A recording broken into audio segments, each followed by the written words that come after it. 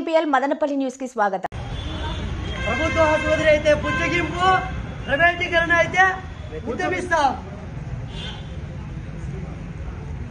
ఈరోజు ఆంధ్రప్రదేశ్ రాష్ట్ర ప్రభుత్వం ఏదైతే మదనపల్లి బోధన ఆసుపత్రిని ప్రైవేటీకరణ చేస్తూ ఈరోజు మదనపల్లి మెడికల్ కాలేజు అదేవిధంగా బోధన ఆసుపత్రి ఇవన్నీ కూడా ప్రైవేటీకరణ చేయడాన్ని బహుజన్ సమాజ్ పార్టీ తరఫున మేము తీవ్రంగా ఖండిస్తూ ఉన్నాం.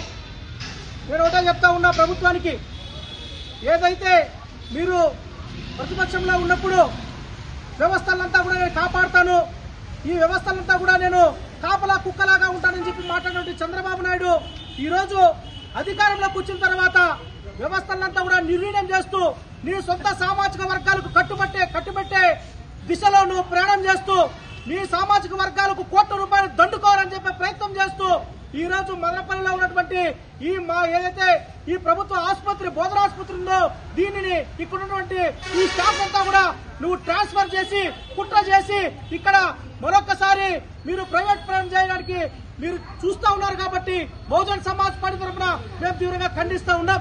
నేను మరొక సమితిని కూడా చెప్తా ఉన్నా, ఈ రోజు మదనపల్లి ప్రభుత్వ ఆసుపత్రికి ఎంతో ఘన చరిత్ర కూడా ఉంది. ఇక్కడికి రోజు 1500 మంది రోగులు వచ్చి చూపించుకుంటా పోతా ఉంటారు. కానీ ఈ రోజు ఈ ప్రభుత్వ ఆసుపత్రి దుస్థితి చూస్తూ ఉంటే పారాసిటమాల్ టాబ్లెట్ తప్ప ఇక్కడ ఏమి కూడా దొరికే ప్రసక్తి లేదు, సెలైన్ బాటిల్ దొరికే ప్రసక్తి లేదు.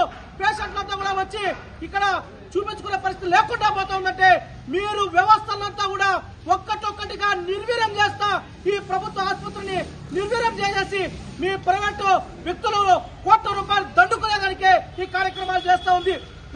గత ప్రభుత్వం చూస్తే జిల్లా నాశనం చేసింది. ఈ ప్రభుత్వం కూటమి ప్రభుత్వం మేము ప్రజల కోసం పుట్టిన ప్రభుత్వం అని చెప్పి మాట్లాడంటే మీ ప్రభుత్వం ఈ రోజు అధికారంలోకి వచ్చిన తర్వాత బీటీ కాలేజ్ నాశనం అయిపోయింది.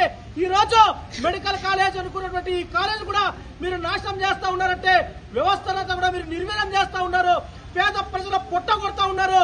మీరు ప్రైవేట్ ఆసుపత్రికి చూసి ఈ సమస్యలను తాళలేక ఇక్కడ ఉన్నటువంటి సౌకర్యాలు లేక తిరుపతికి పోయిన సందర్భాలు ఉన్నాయి, బెంగళూరు పోయిన సందర్భాలు ఉన్నాయి, దారి మధ్యలో చచ్చిపోయి మళ్ళా శవాలని ఊరికేసుకొచ్చే సందర్భాలు ఉన్నాయి. ఇంతమైనటువంటి ఈ సంఘటన అంతా కూడా పోయేటట్టు మెడికల్ కాలేజ్ మదనపల్లికి వస్తే ఇక్కడ ఉన్నటువంటి చుట్టుపక్కల ప్రాంత ప్రజలంతా కూడా వాళ్ళు ఫ్రీగా వైద్యం చేసుకుంటారు, వాళ్ళు ప్రాణాలతో బతుకుంటారని చెప్పి కోరుకున్నటువంటి ఈ సందర్భాలన్నింటినీ కూడా ఈ రోజు కూటమి ప్రభుత్వం వాళ్ళ ప్రాణాలతో చెలగాటమాడుతా ఉంది. ఎస్సీ ఎస్టీ బీసీ మైనారిటీ విద్యార్థులు అదేవిధంగా ఎంప్లాయీస్ ఇక్కడికి వచ్చే పరిస్థితి లేకుండా పోతా ఉంది. కాబట్టి నేను ఒకటే చెప్తా ఉన్నా, మదనపల్లి ప్రజలకందరూ కూడా పిలుపునిస్తా ఉన్నా, మనము జిల్లాను పోగొట్టుకున్నాము, బీటీ కాలేజీ పోగొట్టుకునే స్థితికి మనం మొన్ననే ఒక ఉద్యమం కూడా చేశాం.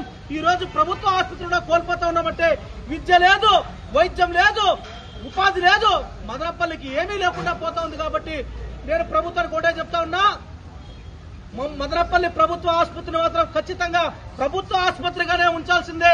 ప్రైవేట్ పరం చేస్తే మరింత తీవ్రమైన ఉద్యమాలకు మీరు చవి చూస్తారని చెప్పి కూటమి ప్రభుత్వానికి నేను హెచ్చరిక జారీ చేస్తా ఉన్నా. నేను ఒకటే అడుగుతున్నా చంద్రబాబు నాయుడికి, మీకు నిజంగానే మీ చంద్రబాబు నాయుడు గారికి మీకు దీన్ని మేము నడపలేం, మా వల్ల కాదు, మేము నడపలేమని చెప్పి మీరు మాట్లాడుతున్నారు. నీ హెరిటేజ్ కంపెనీ ఎట్లా నడుపుతున్నావు చంద్రబాబు? నీ ప్రైవేట్ హెరిటేజ్ కంపెనీయే కదా, దాని కోట్ల లాభాల్లో నడిపిస్తా ఉన్నావు కదా. దాన్ని నడిపించేటప్పుడు ఈ ప్రభుత్వ ఆసుపత్రిని ఒక ముఖ్యమంత్రిగా ఈ రాష్ట్రానికి ఒక రాజుగా దీన్ని నడిపించేటప్పుడు నువ్వు రాజీనామా చేసేసాయి. నువ్వు రాజీనామా చేసి నీ హెరిటేజ్ కంపెనీ పెట్టుకో, ఓ మెడికల్ కాలేజ్ పెట్టుకో, ఎన్నో కార్యక్రమాలు చేసుకుంటా కోట్ల రూపాయలు నువ్వు నీ సామాజిక వర్గం దండుకోనే గాని ప్రభుత్వం అంటే ఈ రోజు పేదల కోసం ఉన్నటువంటి ఈ వ్యవస్థలంతా కూడా నిర్వీర్యం చేయొద్దు అని చెప్పి ఈ సందర్భంగా హెచ్చరిక జారీ చేస్తా ఉన్నా. జై భీమ్, జై భారత్, జై బీఎస్పీ.